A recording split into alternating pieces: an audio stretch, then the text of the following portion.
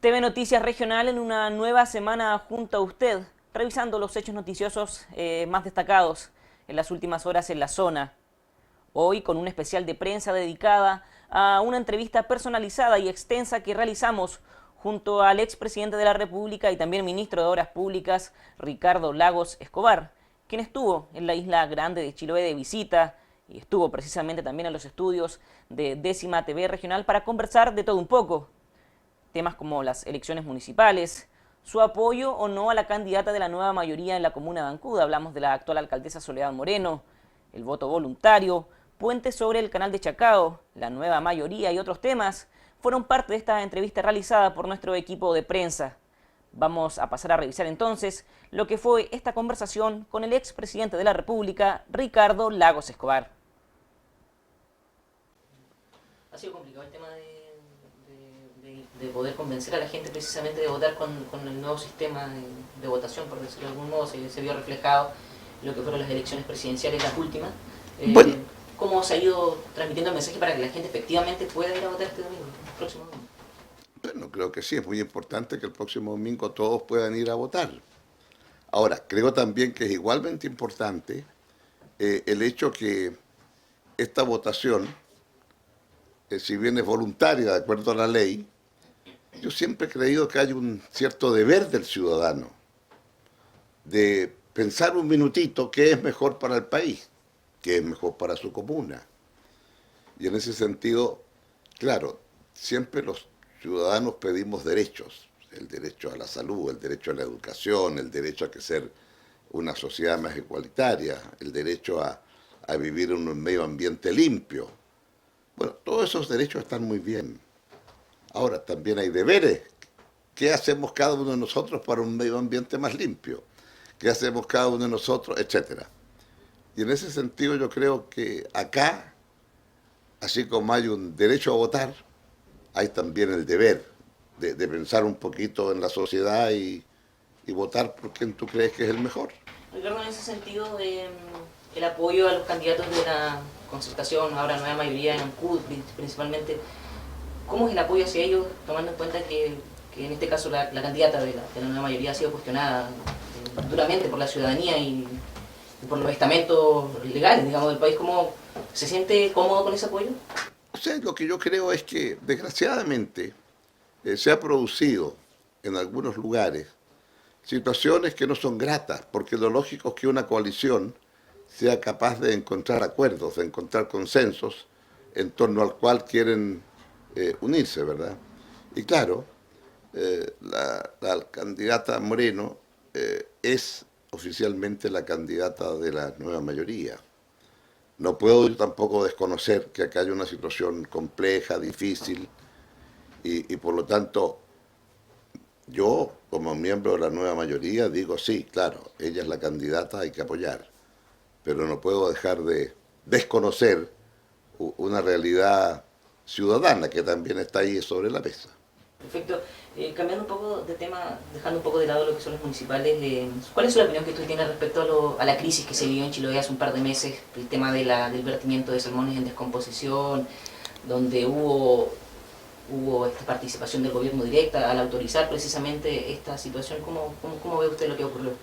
O sea, yo creo que lo que tenemos acá es una crisis más profunda, en el sentido que efectivamente en materia de salmonicultura hubo medidas que oportunamente no se tomaron y que todos sabíamos que había que tomar.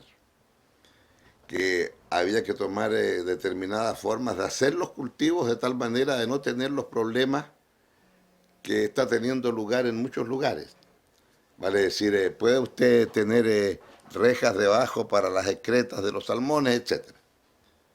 Y eso creo que ha sido un problema. Pero también reconozcamos que tenemos una cosa mucho más profunda.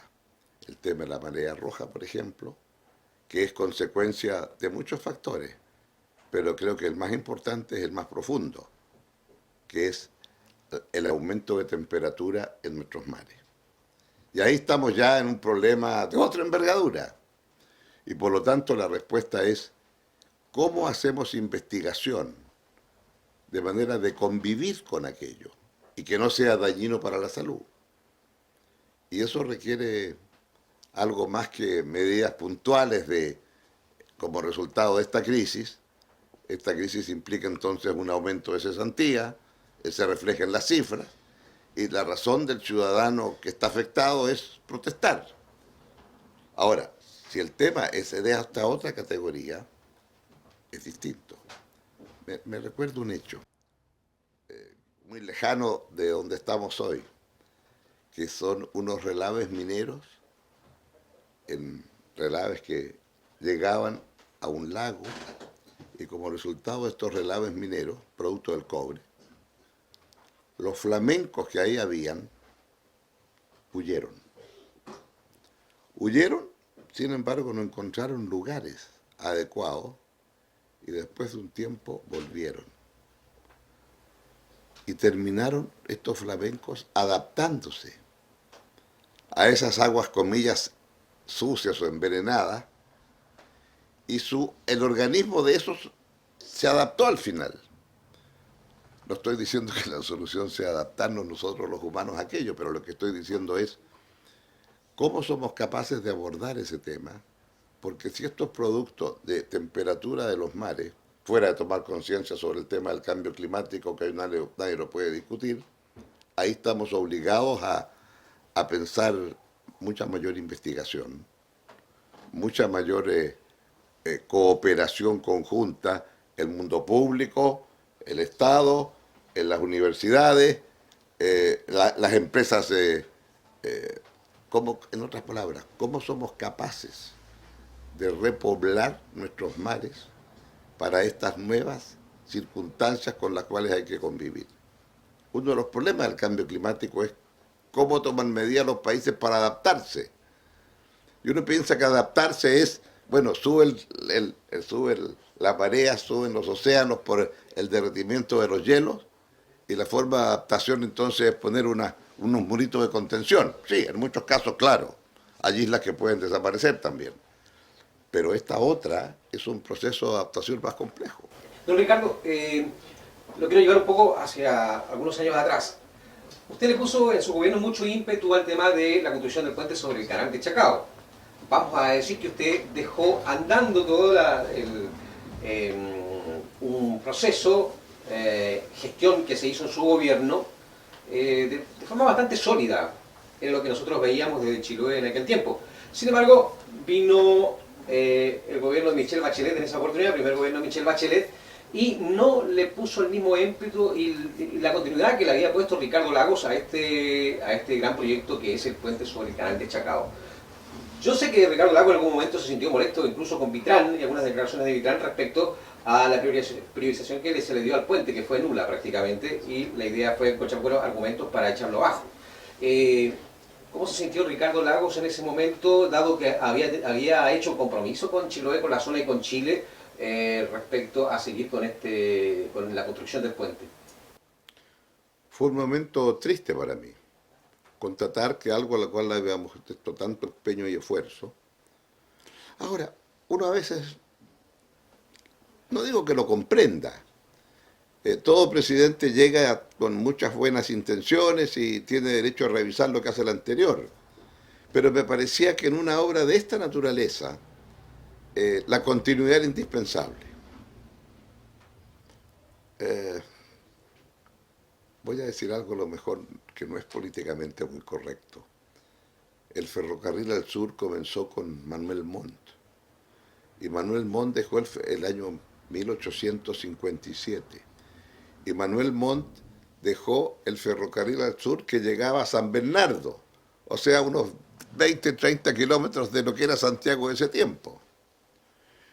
Pero después, con cada presidente que vino, el ferrocarril seguía al sur. Llegó a Malleco, lo que es el viaducto del Malleco. Hubo un gran debate en el Chile de esa época. ¿Se puede hacer un ferrocarril sobre el viaducto del Malleco? ¿Está la ingeniería chilena capacitada? Viera los debates que hubo. ¿Sabe quién era el ministro de Obras Públicas en ese tiempo? Balmaceda. El mismo que después inauguró el viaducto del Malleco, y con Balmaceda el ferrocarril llegó ¿a dónde? A Temuco. O sea, ahí por el año 86 ya estaba en Temuco. Pero recién en 1915 llegó a Puerto Montt. Y todo lo que le pasó a Chile entre tanto. Una guerra con España que se nos olvidó, claro, por ahí por 1866. La guerra del Pacífico, con todo lo que eso implicó como esfuerzo para un país, el esfuerzo bélico me refiero, ¿no? Pero el ferrocarril seguía para el sur.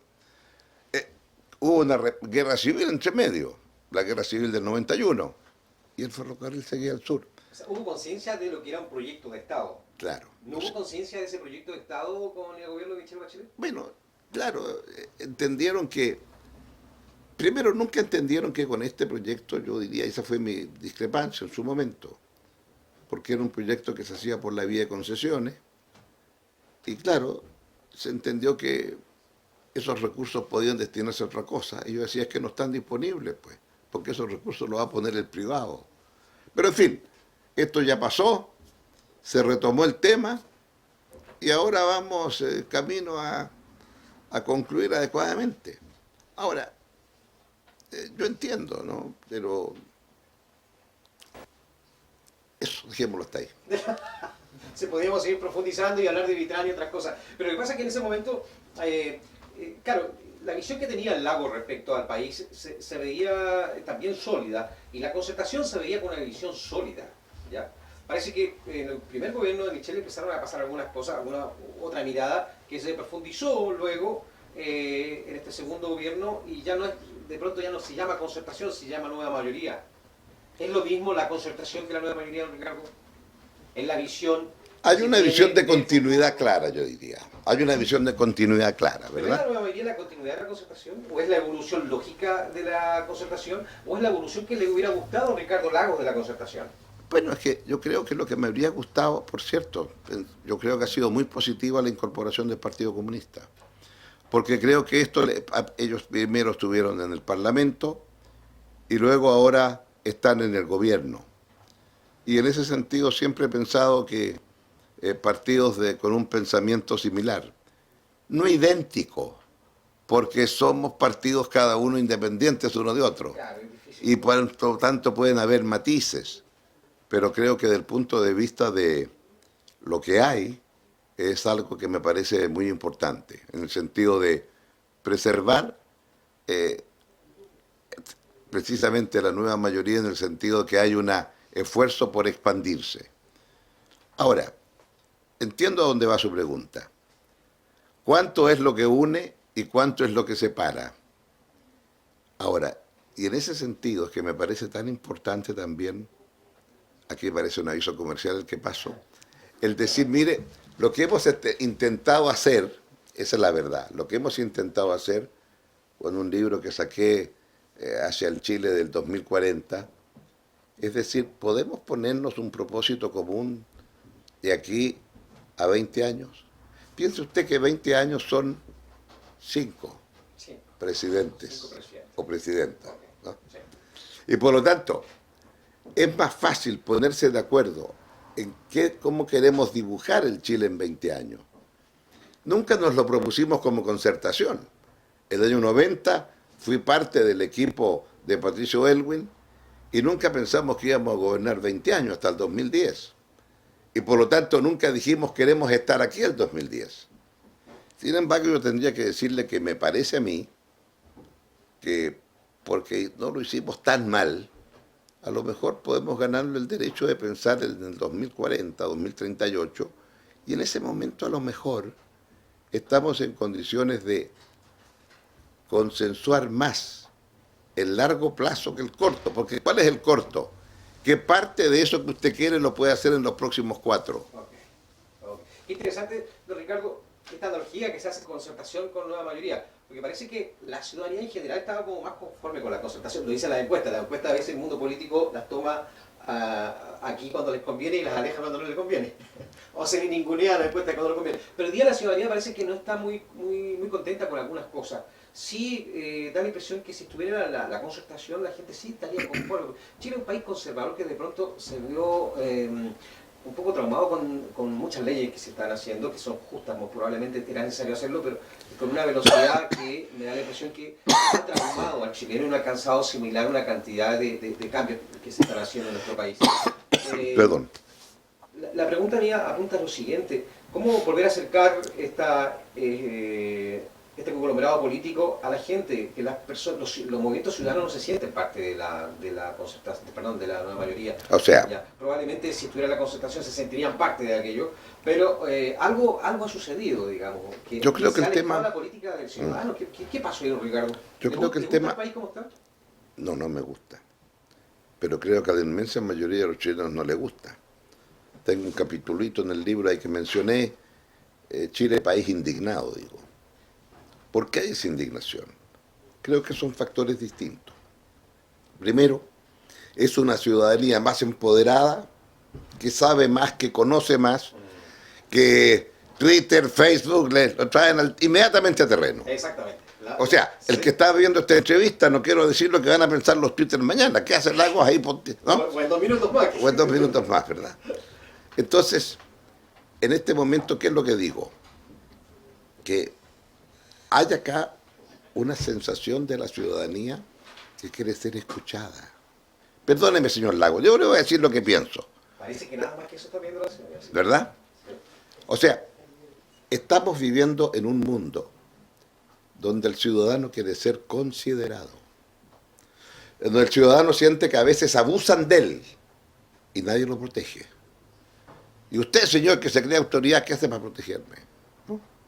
Entonces, ese es un tema no de Chile, es un tema que usted lo ve en las distintas expresiones a lo largo del mundo, países más ricos, más pobres, lo mismo. Segundo, los hechos más recientes en Chile de la relación tan vieja como Aristóteles, que habló de esto, dinero y política. ¿El dinero va a incidir en el poder político? ¿Cómo establecemos esa relación? Y creo que esta es una relación muy de fondo. ¿Por qué? La política, digo yo, es el oficio de los ciudadanos. Ciudadanos somos todos. Y tenemos pensamiento político, como personas de carne y hueso. ¿Es propio que una empresa que no es persona de carne y hueso tenga pensamiento político? A mí me parece que no. Entonces, ¿dónde comenzó la dificultad?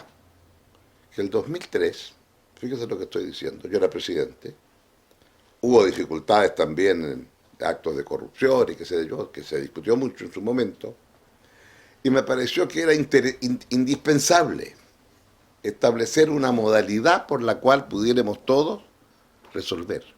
Y dije, se requiere financiamiento público de la política.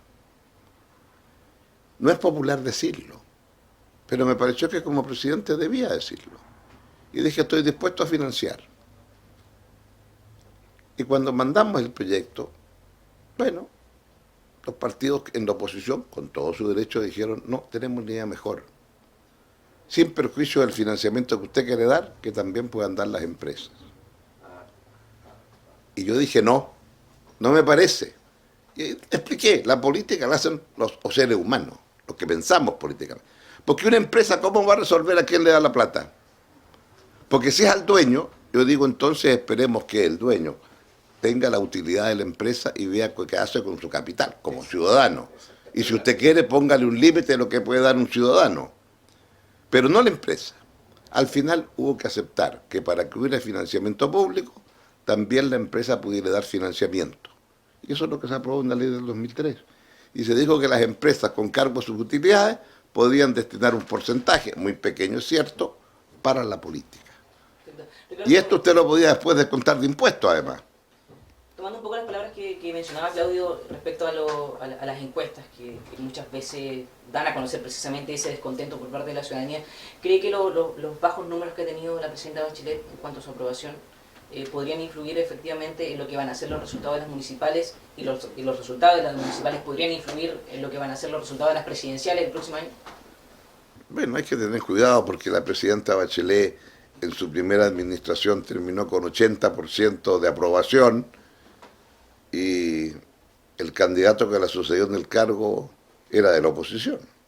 Vale decir, la transferencia de uno u otro sentido es más compleja, no es tan automática, porque si lo fuera, no habría ganado el presidente Piñera.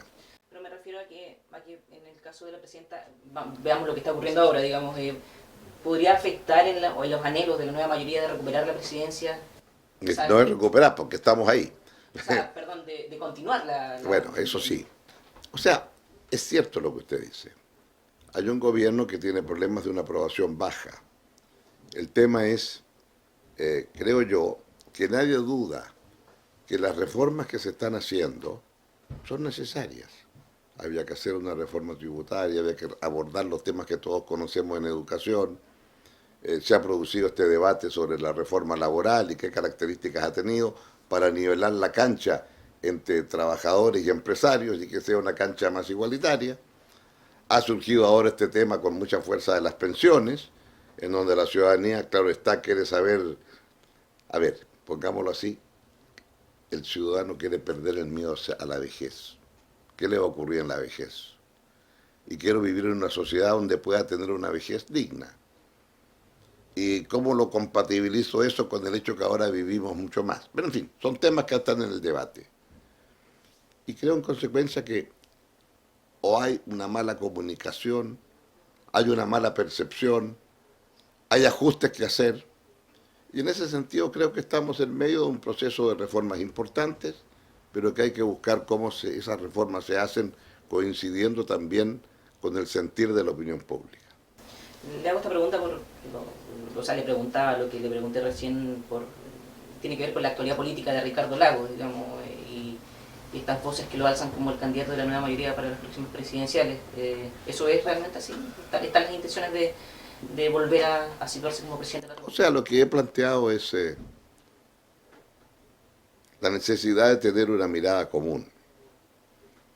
Esa mirada, perdón, mientras más amplia mejor. El horizonte de 20 años me parece adecuado para tener esa mirada común y entender en consecuencia que todo hay que hacerlo con una cierta gradualidad. Si usted quiere hacer un cambio sustantivo, a lo mejor no es viable en 24 o en 48 horas. Y creo entonces también que una cosa es la gradualidad, otra cosa es cómo somos capaces de dar cumplimiento a eso que nos proponemos. Y en ese sentido lo que hice en este librito que se llama En lugar del pesimismo, o en vez del pesimismo, rememorando un texto de un economista de allá por 40 años atrás, en vez de la miseria. En vez de la miseria era podemos construir un lugar en Chile de erradicar la miseria. Cosa que hemos hecho en cierto modo, ¿verdad? Porque los niveles de pobreza no tienen nada que ver con lo que había antes. Y por lo tanto mi interpretación es que es viable hacer este esfuerzo de tener la mirada de aquí a 20 años y sobre esa base consensuar. Y yo sé, hay que aterrizarlo en los próximos 4. Pero usted aterriza en los próximos 4 con una mirada larga a donde quiere llegar. Y creo que eso es lo que hoy día está en cuestión y en discusión. Interesante poder hablar con usted. ¿Sabe? Tengo entendido que usted no ve mal la posibilidad de candidato presidencial, ¿cierto? Sí.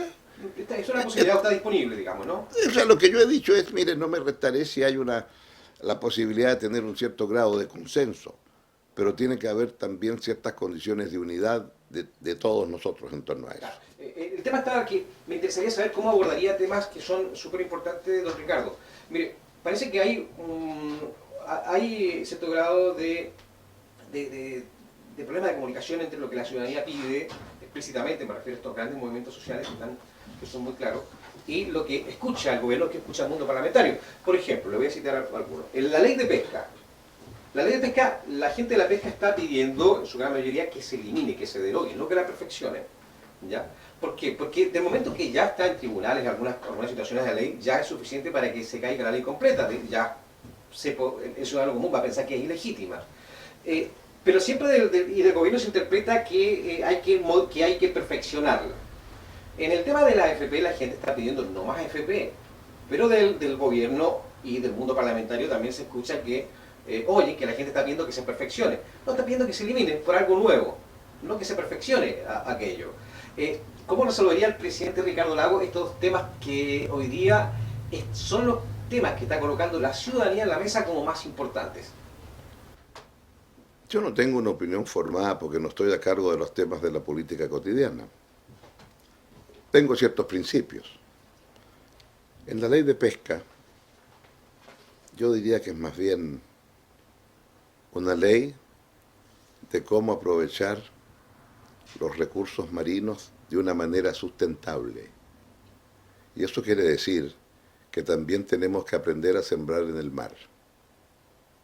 Porque lo que está claro es que cada vez las especies son menos y lo que hay para pescar es menor. Pero también lo que está claro es que hay mecanismos. Así como hemos aprendido a sembrar en el campo y de la semilla sale después una planta, y eso el ser humano lo aprendió Hoy tenemos presente muchos años una pescada atrás. de arrastre que no se condice con los pescaditos que Entonces, va a por hacer eso la voy. pesca artesanal, digamos. Por eso voy. Hay un tema de la pesca artesanal, hay un tema de la pesca de arrastre, pero ¿qué va a pescar cuando se acaben los pescados con la pesca de arrastre?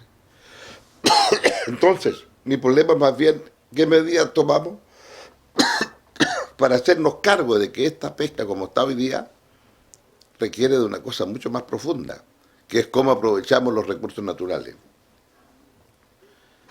Usted me dice pensiones. La verdad es que cuando la gente dice no más AFP, lo que la gente está diciendo es quiero pensiones dignas. Exactamente. ¿Ah? Es que es Sí, distinto. por supuesto. Pero no creen en el Entonces, sistema.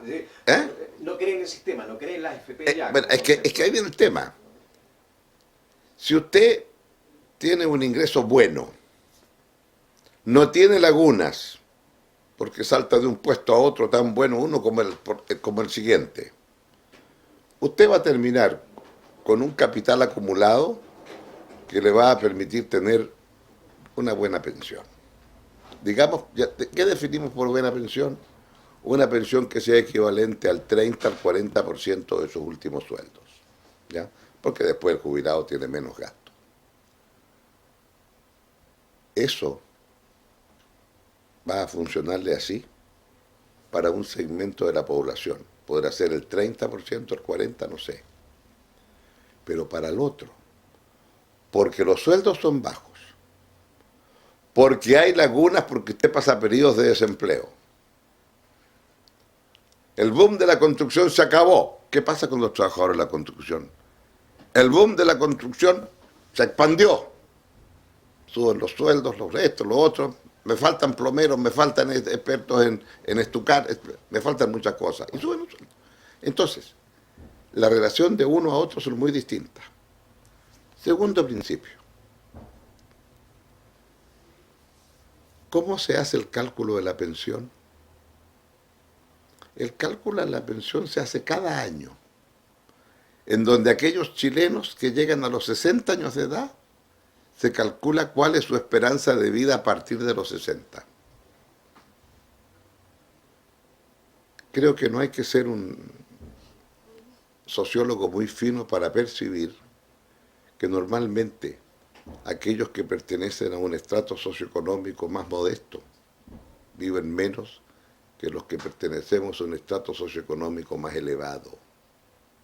Entonces, cuando usted dice los chilenos van a vivir 20 años más, sí, pero la mitad de los chilenos van a vivir menos de 20 años más, porque tienen un nivel de atención médica, de salud, etcétera, su vida ha sido más dura que otros. ¿Es justo tener entonces que la capital acumulado se divida por el mismo número para unos y otros? ¿No cree usted que hacia aquellos que van a vivir en promedio 15 años y no 20, habría que dividirles la pensión por 15 y no por 20? ¿Y no cree que los que van a vivir 25, habría que dividirles la pensión por 25 y no por 20? ¿Había escuchado este principio? Pero me parece que esto tiene que ver directamente. ¿Se da cuenta de lo que estoy diciendo? Entonces yo digo, quiero aplicar estos principios. Tercer principio. Tercer principio. Muchas gracias, señor presidente. ¿Algo más? No. Tercer principio sobre este tema. Tercer principio. ¿Cuál es? Muy fácil. Sí. En este peculiar sistema, los dueños del capital no manejan el capital, se lo entregan a la AFP. Sí. La AFP sabe cómo manejar mejor que el dueño, se dice. aceptémoslo. Pero por esta administración, el dueño del capital cobra. Pues bien, cuando se acordó que ya se habían comprado muchas acciones en el mercado chileno o latinoamericano, después se dijo están autorizados para comprar en el mercado internacional. Ahora, eso es como un jugador de fútbol, ¿eh? Que está en la Liga de Ascenso y otro jugador de fútbol que está en las grandes ligas europeas. Bueno, es que en grandes ligas europeas es mucho más serio el negocio, más complejo, más difícil. ¿Tengo capacidad o no para eso? Y si no tengo capacidad para eso, entonces ¿qué voy a hacer? Compro bonos de Goldman Sachs. Que ellos saben mucho qué acciones hay que comprar en la bolsa de Nueva York con la de Londres. Pues bien, ellos cobran por administrar. Y esa cobranza se la hacen a la AFP en Chile. Y la AFP en Chile, esa cobranza se la traslada a los que le depositan la plata. Pero perdóneme, ¿no le deposito la plata para que usted la administre? ¿Por qué tengo que pagar 2 veces por la administración?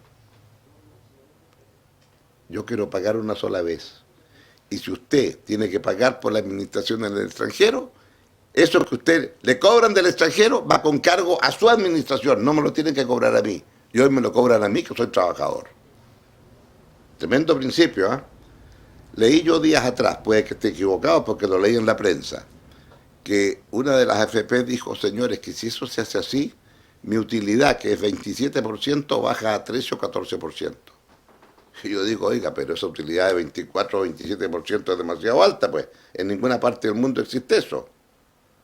¿Por qué le digo estos 3 puntos? Porque caramba que son importantes si usted los quiere aplicar.